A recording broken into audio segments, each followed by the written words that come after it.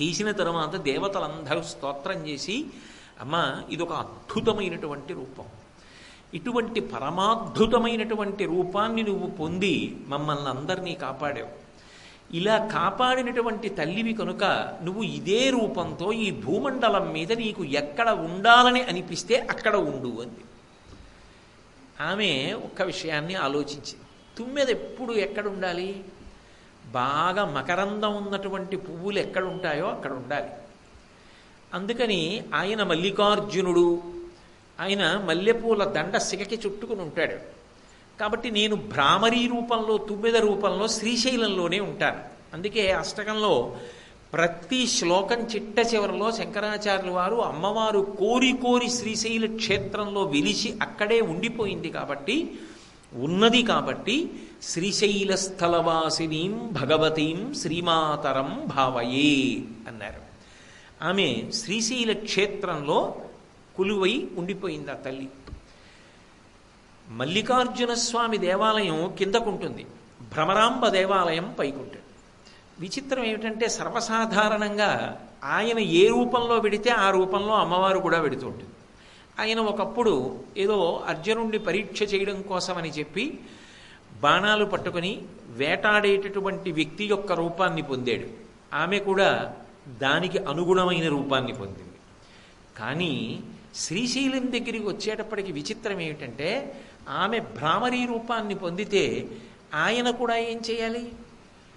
గండు తుమ్మెద, మగ తుమ్మెద రూపాన్ని పొంది ఆమెతో కలిసి విహారం చేస్తూ ఉంటాడు. అందుకే శంకర భగవత్పాదులు అన్నారు, మీరిద్దరూ తుమ్మెదల రూపంలో తిరుగుతూ ఉంటారు, మీరు ఎక్కడ వాళ్తారు?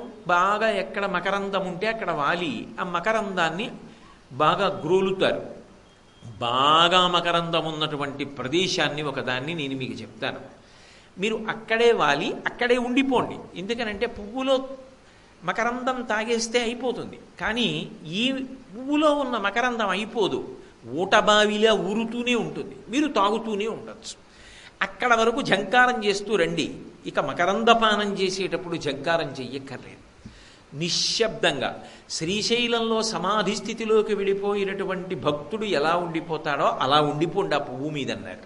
ఏ పువ్వు మీద ఉండిపోవాలి అంటే భృంగీచ్ఛానటనుత్కట కరిమదగ్రాహీ స్ఫురన్ మాధవా హ్లాదో నాదయుతో మహాసితవపుహు అన్నారు.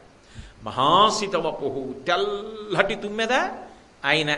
ఎందుకంటే మరి శంకరుడు తెల్లగా ఉంటాడు కదా, నల్లటి తుమ్మెద ఆవిడ.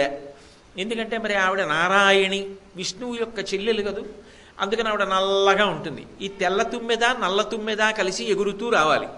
మహాసితవపుః పంచేషు నాచాధృత సత్పక్ష సుమనోవనీషు సపున సాక్షాన్ మదీయే మనోరాజీవే భ్రమరాధిపో విహరతాం శ్రీశైలవాసీ విభు. భ్రమరాంబాసమేతుడవై ఆమె ఆడతుమ్మెద రూపంలో ఎగిరి వస్తుంటే నువ్వు మగ తుమ్మెదవై మీ తుమ్మెదల జంట నా మనస్సనబడేటటువంటి ఈ తామర పువ్వు మీద వాలండి. ఇందులో భక్తి అనేటటువంటి తేనె నిరంతరం ఊరుతూ ఉంటుంది. ఆ భక్తి అనబడేటటువంటి తేనెని కడుపార త్రాగుతూ ఏ చప్పుడు లేకుండా చక్కగా ఇక్కడే ఇద్దరు వాలి ఉండిపోండి అని ప్రార్థన చేశారు శివానందలహరిలో. భ్రమరాంబ దేవాలయం పరమాద్భుతమైనటువంటి శిల్పకళకి ప్రతీక. మీరు ఎప్పుడైనా భ్రమరాంబ దేవాలయంలో ఉండేటటువంటి ప్రదక్షిణ మంటపంలో ఉన్న స్తంభాల మీద ఉన్న శిల్ప వైభవాన్ని చూస్తే ఆశ్చర్యపోతారు. అంటే మీరు చూడలేదని నా ఉద్దేశ్యం కాదు, మీ అందరూ బాగా చూసిన వారే, అనుభవించిన వారే. ఒకసారి స్ఫురణకి తెచ్చుకోవడం అంతే. ఒక్కొక్క స్తంభాన్ని ఎంత గొప్పగా చెక్కారు అంటే అక్కడ అమ్మవారికి సంబంధించినటువంటి ఆంతరంగిక పరివారంలో ఉండేటటువంటి పరిచారికలు మడకాళ్ళంటారే అలా మోకాళ్ళ మీద వంగి కూర్చుని తమ తొడల మీద రెండు చేతులు వేసుకుని కూర్చుని ఉంటారు. తల మీద స్తంభం ప్రారంభం అవుతుంది, దాని మీద ఏనుగు ఉంటుంది, ఆ ఏనుగు మీద సింహం ఉంటుంది, ఆ సింహం మీద ఒక దేవకాంత కూర్చుని ఉంటుంది.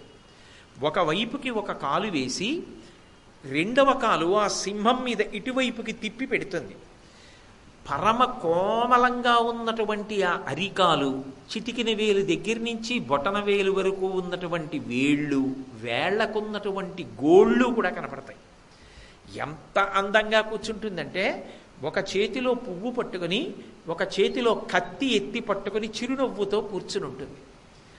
స్తంభాల మీద గాయత్రి, సావిత్రి మొదలైనటువంటి అమ్మవారి యొక్క స్వరూపాలు పరమాద్భుతమైనటువంటి రీతిలో చెక్కబడి ఉంటాయి.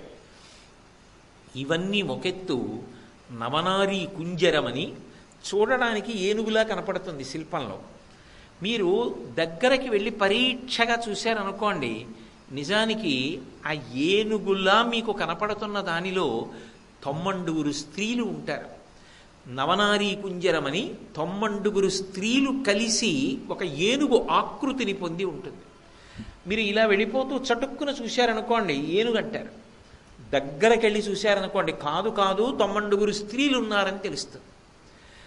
అంత గొప్ప శిల్పకళా వైభవానికి పరాకాష్ట భ్రమరాంబ దేవాలయం. అలాగే ప్రతిరోజు కూడా గొప్ప హారతులు సమర్పింపబడుతుంటాయి. 4 వేదములు నిరంతరం అక్కడ ఆమ్నాయం అవుతుంటాయి. వేదం చదువుకున్నటువంటి విద్వాంసులు స్వరం తప్పకుండా ఆ దేవాలయాల్లో ఉన్నటువంటి ఆ అరుగుల మీద కూర్చుని ఎక్కడెక్కడ కూర్చుని ఏ ఏ వేదాన్ని స్వరంతో చదవాలో ఆయా వేదాల్ని చక్కగా పారాయణ చేస్తూ ఉంటారు. శ్రీశైలంలో భ్రమరాంబ అమ్మవారి యొక్క అభిషేకాన్ని ప్రత్యక్షంగా చూడడం కుదరదు. భ్రమరాంబ అమ్మవారి యొక్క అభిషేకం మాత్రం ఎప్పుడు ఒక్క ప్రధాన అర్చకుడు మాత్రమే తలుపు వేసి నిర్వర్తిస్తారు. అంత గొప్పదైనటువంటి భ్రమరాంబ దేవాలయంలో ఎప్పుడూ కూడా భ్రమర నాదం వినపడుతుంటుంది. తుమ్మెదలలో ఎగిరి వెడుతున్నప్పుడు ఎటువంటి ఝంకారం వినపడుతుందో అటువంటి ఝంకారం వినపడుతుంది. అందుకే ఇప్పటికీ దేవాలయం వెనక సన్నటి చీలిక ఉంటుంది గోడ మీద. దాని మీద చెవి ఆంచి భ్రామరీ నాదం, ఆ తుమ్మెదల యొక్క నాదాన్ని వింటూ ఉంటారు. అక్కడ వచ్చేటటువంటి నాదాన్ని ఆకాశవాణి విజయవాడ కేంద్రం, కడప కేంద్రం, హైదరాబాద్ కేంద్రం, ఈ కేంద్రాలు ప్రత్యేకంగా ధ్వనిముద్రణ చేసి కొన్ని కోట్ల మంది వినడానికి వీలుగా ప్రసారం చేశాయి అనేక పర్యాయాలు.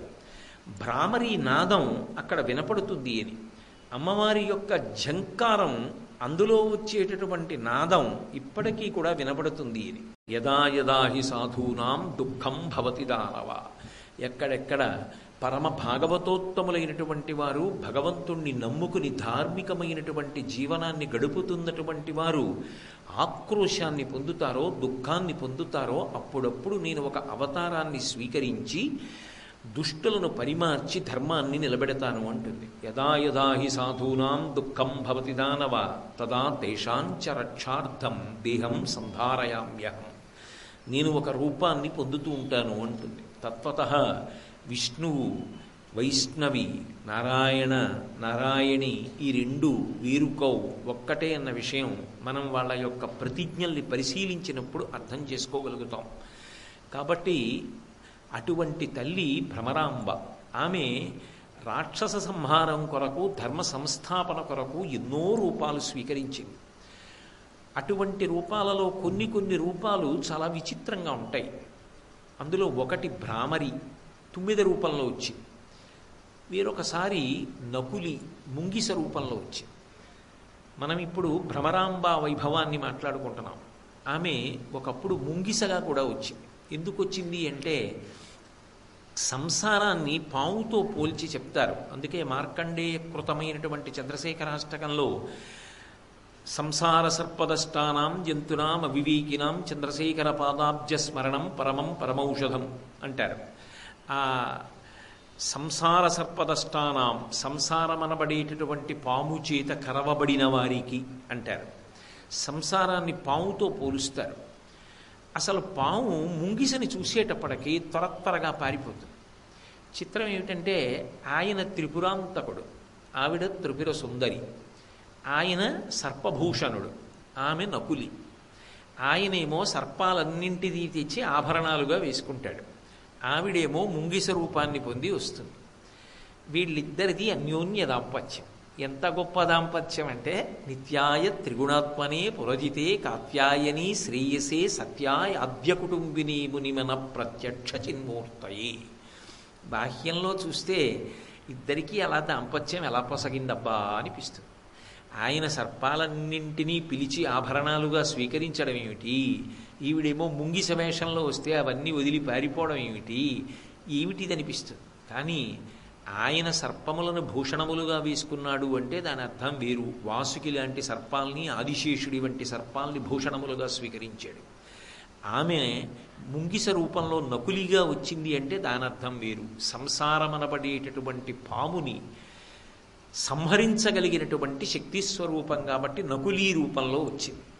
అంతేకాదు, ఎంత పార్వతీ పరమేశ్వరులైనా ఇద్దరూ ఏకాంతంలో సంతోషంగా గడుపుదాం అనుకున్నప్పుడు ఆ ఆలింగన సుఖాన్ని పొందవలసిన సమయం ఆసన్నమైనప్పుడు ఆయన ఒంటి మీద పావులుంటే ఏమంత బాగుంటుంది. ఆవిడ ఒకసారి ముంగిస రూపాన్ని పొందితే పావులన్నీ వదిలిపెట్టి వెళ్ళిపోతే వాళ్ళు సంతోషంగా కూర్చొని జగత పితరం వందే పార్వతీ పరమేశ్వరం.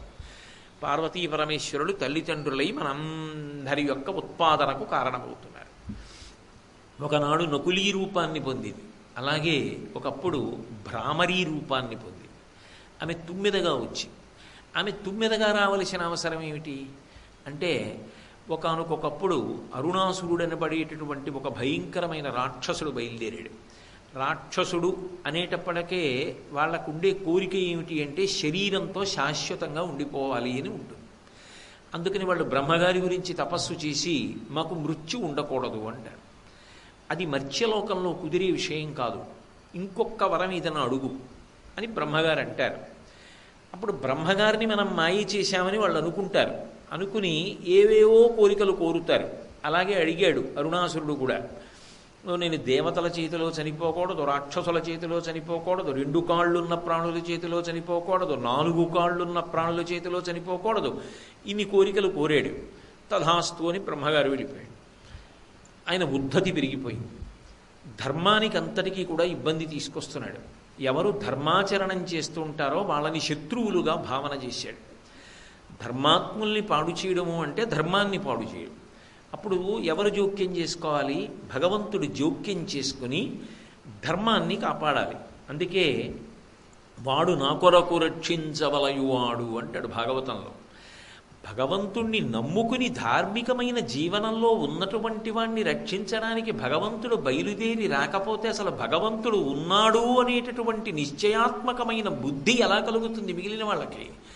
అందుకని ఒక భాగవతోత్తముణ్ణి, ఒక ధర్మాత్ముణ్ణి నేను కాపాడాను అంటే అది నిజానికి వాడి కొరకు కాదు, నా కొరకు, నేను ఉన్నానన్నది నిరూపణం కావడం కోసం అంటాడు. కాబట్టి ఇప్పుడు అరుణాసురుడి యొక్క ఉద్ధతిని భరించలేకపోయినటువంటి దేవతలందరూ కూడా పరదేవతని ప్రార్థన చేశారు. అమ్మవారు చిదగ్నికుండ సంభూత దేవకార్య సముజ్యత అన్నట్టే ఆవిర్భవించి ఏం కావాలని అడిగింది. అమ్మా, నీకు తెలియని విషయమా? ఆర్తి కొద్దీ మేము మనవి చేయడం, అరుణాసుర సంహారం చెయ్యాలి. వెంటనే ఆవిడ దేవతా సైన్యాన్నంతటినీ కూడా భ్రామరీ రూపం పొందమని, తుమ్మెదల రూపాన్ని పొందండి. ఎందుకంటే 2 కాళ్ళుంటే చావడు, 4 కాళ్ళుంటే చావడు, స్త్రీల చేతిలో చావడు, పురుషుల చేతిలో చావడు, దేవతల చేతిలో చావడు. తుమ్మెద చేతిలో అయితే మరణించాలి. ఎందుకంటే తుమ్మెదకి షట్పదమని పేరు, 6 కాళ్ళుంటాయి. కాబట్టి నేను తుమ్మెదగా వెడతాను, మీరందరూ కూడా తుమ్మెదల దండైనా వెంట రెండంది. ఆమె ఒక భయంకరమైనటువంటి మహోజ్వలమైనటువంటి తుమ్మెద రూపాన్ని పొంది ఆ అరుణాసురుడి మీదకి యుద్ధానికి వెళ్ళి అరుణాసుర సంహారం చేసింది.